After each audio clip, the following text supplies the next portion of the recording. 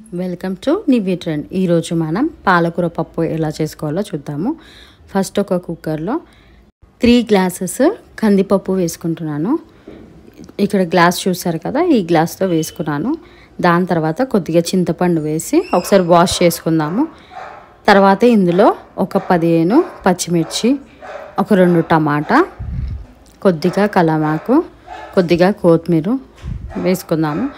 దాని తర్వాత పాలకూర సన్నగా కట్ చేసి వాష్ చేసుకొని వేసుకుంటున్నాను. ఇక్కడ 3 కట్టల పాలకూర వేసుకున్నాను. దాని తర్వాత కొద్దిగా పసుపు వేసుకుందాము.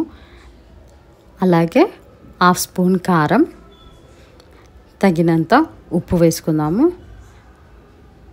ఇప్పుడు అందులో 2 స్పూన్స్ ఆయిల్ వేసుకుంటున్నాను.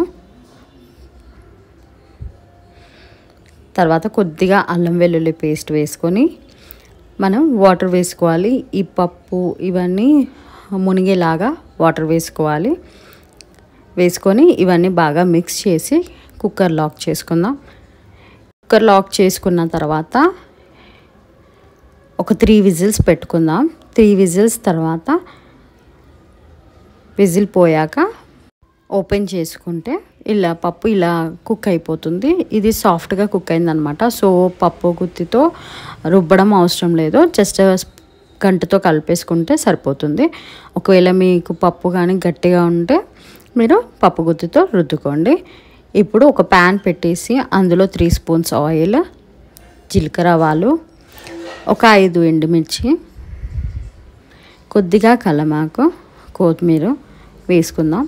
ఇవన్నీ బాగా వేగాక మనం ముందుగా ప్రిపేర్ చేసుకున్న పప్పులో వేసేసుకుందాం. మనకు పప్పు కన్సిస్టెన్సీ పల్చగా కావాలనుకుంటే మీరు ఒక 1 గ్లాస్ వాటర్ వేసి మళ్ళీ స్టవ్ పైన పెట్టి కొద్దిగా ఉడికించుకోండి. లేదంటే పప్పు రెడీ అయిపోయినట్టు. ఇలా చిక్కగా అయినా పర్లేదంటే తీసేసుకోవచ్చు. అంతే అండి, టేస్టీ పాలకూర పప్పు రెడీ అయిపోయింది. For watching Nivvi trend, please subscribe.